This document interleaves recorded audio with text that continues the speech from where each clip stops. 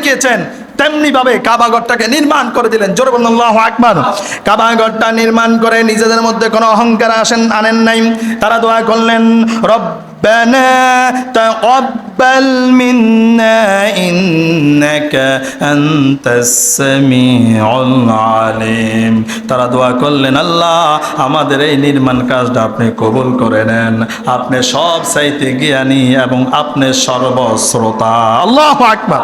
আপনি সব কিছু শোনেন, আপনি সব কিছু জানেন। জোরে বলুন আল্লাহু আকবার। আমরা বাপ বেটা কি কাজ করলাম আর কি বললাম এটা আল্লাহ তাআলা শোনেন কি শোনেন না, আল্লাহ তাআলা জানেন কি জানেন না, আল্লাহ তাআলা সব কিছু জানেন। এখন বাপ বেটা দুইজন রাজমিস্ত্রি আর হেল্পার হয়ে কাবাঘরটা নির্মাণ করলেন। এখন কাবাঘর নির্মাণ করার পরে কাবাঘরের ভিতরে আগাছা ময়লা আবর্জনা আছে না নাই? আল্লাহ প্রথমে বললেন 1 নম্বরে রাজমিস্ত্রি হওয়া লাগবে, 2 নম্বরে ঝাড়ুদার হওয়া লাগবে, 2 নম্বরে এই কাবাঘরের খাদেম হওয়া লাগবে, এই কাবাঘরটা পরিষ্কার করা লাগবে। আল্লাহ তাআলা বলছেন, ওয়াহিদনা ইলা ইব্রাহিম ওয়া ইসমাঈল আন তাহহিরা বাইতিয়া লিত-তাইফিনা ওয়াল আকিফিনা ওয়ার রুকআইস সুজুদ। আওয়াজ করে বলুন আল্লাহু আকবার। আল্লাহ তাআলা বললেন, এই যে ঘরটা তোমরা নির্মাণ করলা কয় শ্রেণীর ব্যক্তির জন্য? 4 শ্রেণী। কয় শ্রেণী? 4 শ্রেণীর ব্যক্তির জন্য ঘরটা নির্মাণ করলা। 1 নাম্বার হলো আনতাহিরা বাইতিয়া লিত-তাইফিন। 1 নাম্বার তোমরা এই ঘরটা পরিষ্কার করবা যারা তাওয়াফ করবে ওই তাওয়াফকারীদের জন্য। আল্লাহু আকবার। কারণ এই কাবা ঘরটা আমি মিলন কেন্দ্র বানিয়ে দিব।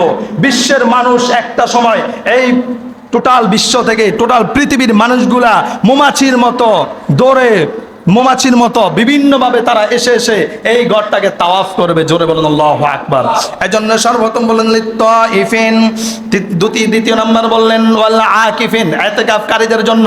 কাদের জন্য? ইতিকাফকারীদের জন্য। ওয়ার রুকআইস সুজুদ, তৃতীয় নাম্বার হচ্ছে রুকুকারী, চতুর্থ নাম্বার হচ্ছে সিজদাকারী। জোরে বলুন ঠিক না বেঠিক? আনতাহিরা, তাহিরা মানে কি? পবিত্রতা। তাহিরা মানে কি? পবিত্রতা। আল্লাহ বলেন জারুদার হয়ে এটাকে পবিত্র, এটাকে পরিষ্কার করে নাও। জোরে বলেন আল্লাহু আকবার। আল্লাহ আদেশ করতে দেরি করলেন, কিন্তু তারা কাজের মধ্যে ঝাঁপিয়ে পড়তে বিন্দুমাত্র দেরি করলেন। এখন খানায় কাবা, কাবাঘরটা নির্মাণ করলেন, কাজ কমপ্লিট, পরিষ্কার করলেন। এখন মুয়াজ্জিনগিরি করার দরকার আছে না নাই? মসজিদ আছে, যদি আজান না হয়, আজান যদি না শুনে তাহলে মুসল্লি মসজিদে কিভাবে আসবে? এখানে যে একটা মসজিদ আছে, আজানের মাধ্যমে শুনবে কি শুনবে না? আল্লাহ তাআলা বললেন, ইব্রাহিম মুয়াজ্জিনি করো, আজান দাও।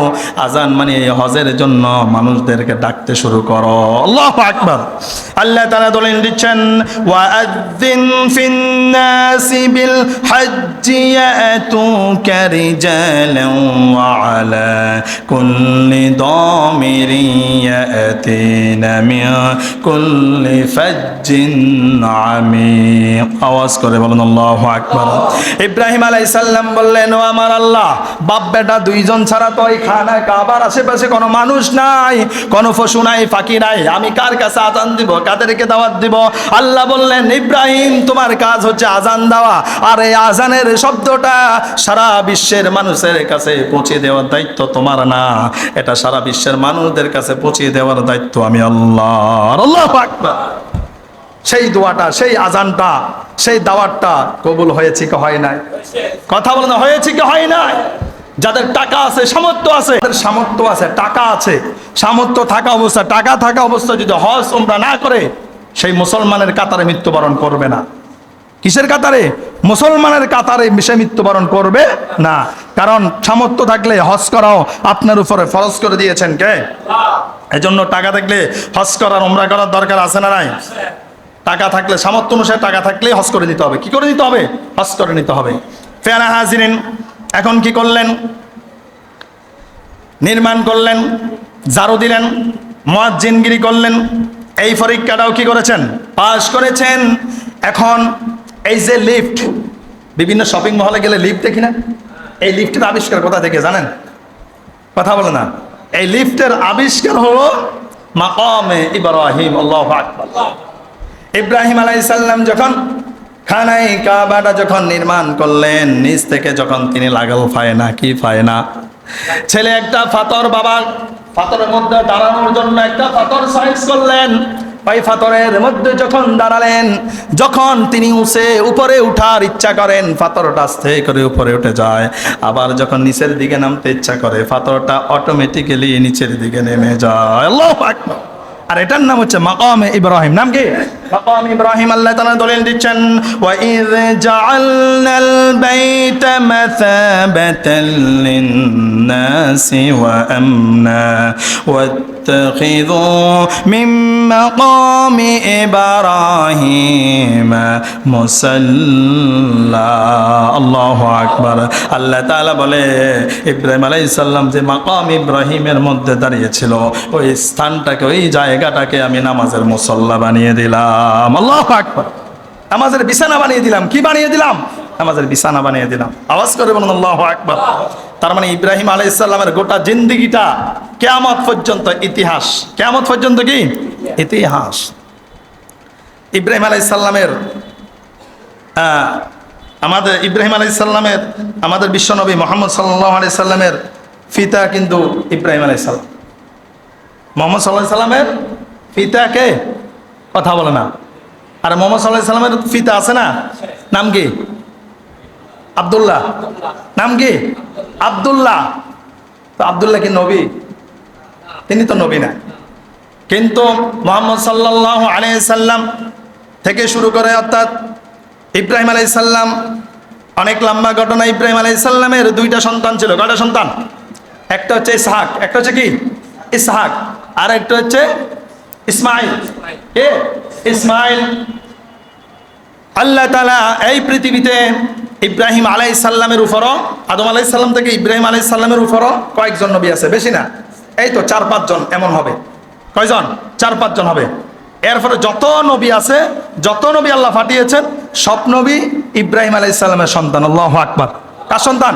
ইব্রাহিম আলাইহিস সালামের সন্তান। এখন দুইটা কি করলেন? দুইটা রুল টানলেন।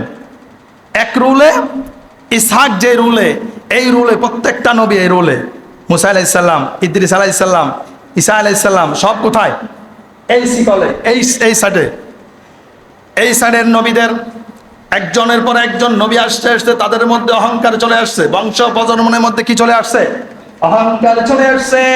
সবাই জানে বিশ্ব নবী বলতে, আখেরি নবী বলতে একজন নবী আসবে, আর সেই নবীটাও এই সিরিয়ালে আসবে, এই কাতারে আসবে। জোরে বলেন আল্লাহু আকবার। আল্লাহ বললেন, না, খেলাটাকে আমি ঘুরাই দিব। কি করব? খেলাটাকে আমি ঘুরাই দিব।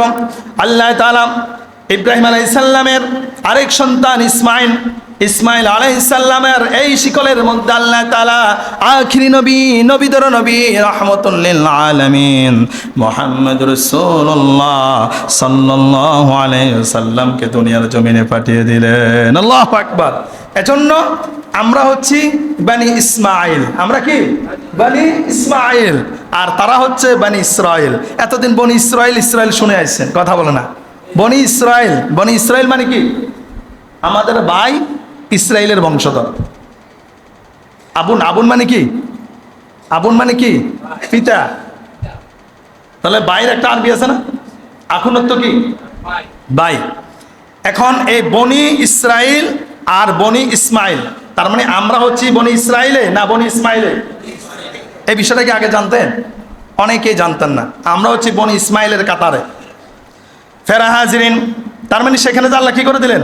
স্টপ করে দিলেন, সেখানে ফাটালেন না। এজন্য কোন বংশধর অহংকার করা যাবে, এটাই আল্লাহর একটা লীলা খেলা। ফের হাজিরিন, দেখেন ইব্রাহিম আলাইহিস সালামকে আল্লাহ স্থির হওয়া লাগবে। আল্লাহ তাআলা দলিল দিচ্ছেন, ওয়া ইয ইয়ারফাউ ইব্রাহিমুল কওয়াইদা মিনাল বাইতি ওয়া ইসমাঈল। আওয়াজ করে বলুন আল্লাহু আকবার। এখন বাবা না মিস্ত্রি, হেল্পারের দরকার আছে না নাই? কথা বলে না। হেল্পার ছাড়া মিস্ত্রি কোনো কাজ আছে? হেল্পার ছাড়া মিস্ত্রি কাজটা অনেক কঠিন। বাবাকে আল্লাহ মিস্ত্রি বানিয়ে দিলেন, হেল্পার বানালেন সন্তানকে। আল্লাহু আকবার। এজন্য আল্লাহ দলিল দিচ্ছেন, ওয়া ইয ইয়ারফাউ ইব্রাহিমুল কওয়াইদা মিনাল বাইতি ওয়া ইসমাঈল। আল্লাহু আকবার। আল্লাহ তাআলা বাবাকে এই কাবাগর নির্মাণ করার মিস্ত্রি বানিয়ে দিলেন, আর সন্তান ইসমাইলকে হেল্পার বানিয়ে দিলেন। আল্লাহ